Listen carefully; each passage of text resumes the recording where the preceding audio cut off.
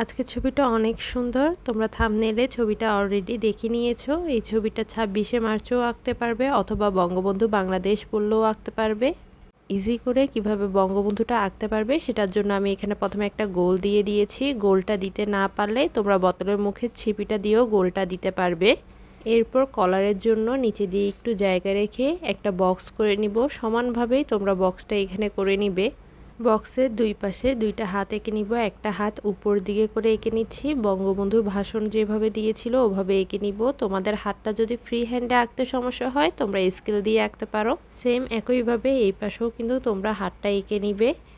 আমি তোমাদেরকে বাকি যে ড্রয়িংটা আছে সেটা সিডি মার্কার দিয়ে এঁকে দেখিয়ে দিব। পেন্সিলের দাগটা অনেক হালকা, তোমাদের বুঝতে অসুবিধা হবে, এই জন্য সিডি মার্কার দিয়ে আমি কমপ্লিটলি দেখিয়ে দিচ্ছি।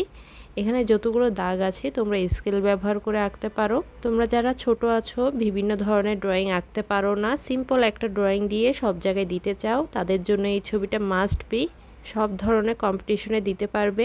এরপর এখানে আমি একটা আঙ্গুল উপরের সাইডে দিয়ে আর সবগুলো সমানভাবে চারটা আঙ্গুল দিয়ে নিচে নিয়ে গিয়েছি। আর এখানে একটা বক্স করে নিব। এরপর কিছু দাগ দিয়ে দিলেই মনে হবে যে এটা হাত। এরপর কোটের নিচ দিয়ে আমি এখানে পাঞ্জাবি এঁকে নিচ্ছি। এরপর যতটুকু খালি আছে ওখানে দুইটা করে দাগ দিয়ে প্যান্টের শেপটা বুঝিয়ে দিয়েছি। কারো যদি নিচে দিয়ে জায়গা না থাকে তাহলে দেওয়ার দরকার নেই। এরপর আমি এক সাইড থেকে একটা পতাকা এঁকে নিব।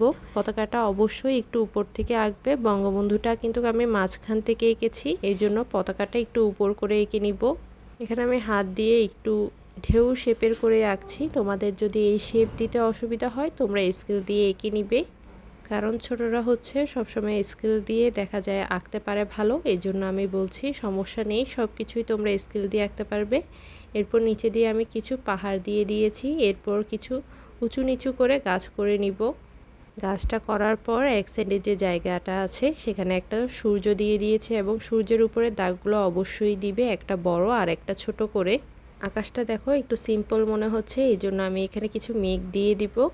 মেঘের ক্ষেত্রেও সেম, একটা একটু বেশি বড় করে দিবে আর একটা একটু ছোট, তাহলে দেখতে সুন্দর লাগবে। এখানে আমি নীল আর আকাশি কালারটা ব্যবহার করব। তোমরা চাইলে পেস্টেল কালারও ব্যবহার করতে পারো অথবা ডায়মন্ড কালার। এখানে প্রথমে আমি ভালো করে নীল কালারটা দিয়ে দিব। এরপর পুরোটাতে আকাশি কালারটা দিয়ে মিক্স করে নিব। অবশ্যই প্রথম কালারটার সাথে পরের কালারটা ভালো করে মিক্স করবে, তাহলে কালারটা সুন্দর হবে। আর আমি এখানে অতিরিক্ত কালার ব্যবহার করিনি, প্রত্যেকটাতে দুইটা তিনটার বেশি কালার ব্যবহার করিনি, কারণ এই ছবিটা হচ্ছে মূলত ছোটদের জন্য। তারা অতিরিক্ত কালার দিলে বুঝতে পারবে না কোথায় কোন কালারটা হবে। আর যারা বড়রা দেখে ছোটদেরকে শেখাবে তাদেরকেও বলছি যে সবসময় বলবে যে পেস্টেল কালার হোক আর যে কালারটাই হোক উপর থেকে সবসময় কালারটা করে আসতে, তাহলে তোমার ছবিটা নোংরা হবে না, পরিষ্কার থাকবে। আর কালোর কাজটা সবার শেষে করতে। এখানে সূর্যের জন্য আমি পুরোটাতে হলুদ কালারটা ভালো করে মিক্স করে নিব। উপরের সাইডটাতে একটু হালকা হলুদ কালার দিয়েছি, কারো কাছে যদি হালকা হলুদ না থাকে তোমরা সাদাটা দিয়ে দিবে। এরপর এখানে লাল আর হালকা লালটা দিচ্ছি, কারো কাছে হালকা লাল কালারটা না থাকলে কমলা কালারটা দিয়ে দিবে। এরপর সূর্যের বাইরে দিয়ে একটু হালকা করে কমলা কালারটা দিয়ে দিব এবং যতগুলো গাছপালা আছে সবগুলোর পাশেও কিন্তু হালকা হালকা করে একটু কমলা কালারটা দিচ্ছি। কমলা কালারটা দিতে অসুবিধা হলে না দিলেও সমস্যা নেই। এরপর আমি এখানে পাঞ্জাবিতে আকাশি কালার আর সাদাটা কালার ভালো করে মিক্স করে নিব। এবার পতাকার কালারটা করে নিব। প্রথমে মাঝখানে লাল কালারটা দিয়ে দিয়েছি, এরপর পুরোটা সবুজ কালার করে নিব। এরপর খয়েরি কালার দিয়ে দিচ্ছি। এই ছবিটা তোমরা পেস্টেল কালার, ডায়মন্ড কালার অথবা মোম রং যে কোনো কালার দিয়েই করতে পারবে। এখানে সিম্পল কয়েকটা কালার, বেসিক কালারগুলাই ব্যবহার করা হয়েছে। এবার সূর্যের নিচে যে গাছগুলো দেওয়া হয়েছে ওগুলোতে আমি বেশি করে টিয়া কালারটা দিব, হালকা একটু খালি রাখবো শুধু হলুদ কালারটা দেওয়ার জন্য। উপরের সাইডটাতে আমরা হলুদ কালার দিই কারণ মনে হবে যে সূর্যের আলোটা গাছের উপরে পড়েছে, এই জন্য একটা সাইড একটু লাইট দিয়ে থাকি। এখানে যতগুলো পাহাড় আছে সবগুলোতে আমি একসাথে নিচের সাইডটাতে সবুজ দিয়ে দিয়েছি বেশি করে। এরপর টিয়া কালারটা দিয়ে দিব, আর কোনো কালারই ব্যবহার করব না। এই ছবিটা কিন্তু আঁকা যেমন সহজ, কালারটা তার থেকেও বেশি সহজ। এই ছবিটা তোমরা যারা ছোট আছো তারা সহজেই করতে পারবে। শুধুমাত্র বঙ্গবন্ধুটা একটু ভালো করে আঁকার বাসায় প্র্যাকটিস করবে। এখানে আমি পাহাড়গুলো করার পর পাহাড় আর গাছগুলোর কালার দেখো একই রকম লাগছে। এই জন্য এই জিনিসটাকে একটু আগে পরে বোঝানোর জন্য প্রথমে নীল কালারটা দিয়ে দিয়েছি, এরপর সবুজ কালারটা দিব। এতে করে মনে হবে পাহাড়ের পরে দূরে অনেকগুলো গাছ। এই জিনিসটা যদি তোমাদের কাছে কঠিন লেগে থাকে তোমাদের না দিলেও হবে। বঙ্গবন্ধুর হাতের মধ্যে তোমরা চাইলে কালার না দিলেও পারো। এখানে আমি বাদামি আর খয়েরি কালারটা দিয়ে দিয়েছি। এরপর সিডনি মার্কার দিয়ে পুরো মাথাটা কালো করে নিয়েছি আর কোটটাও একসাথে কালো করে নিব।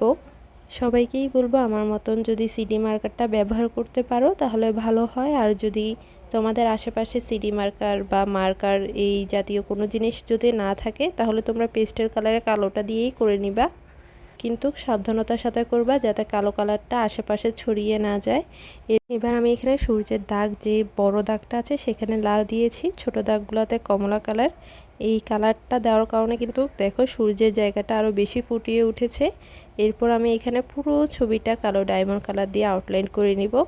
তোমরা অবশ্যই সময় যতই কম থাকুক না কেন পুরো ছবিটা আউটলাইন করে আসবে। আউটলাইন না করলে কিন্তু তোমার ছবিটা ফুটবে না। এরপর আমি আকাশে কিছু এইভাবে পাখি দিয়ে দিচ্ছি। ছোটদের জন্য এর থেকে ভালো আর সুন্দর ছবি আর হতে পারে না। আজকে এই পর্যন্তই। আর যদি তোমাদের কারো কোনো কোশ্চেন থেকে থাকে তাহলে অবশ্যই কমেন্টস করতে পারো। আর যদি ভিডিওটি ভালো লেগে থাকে অবশ্যই কমেন্টস করে আমাকে জানাবে। আজকে এই পর্যন্তই। সবাই ভালো থাকবে। আল্লাহ হাফেজ।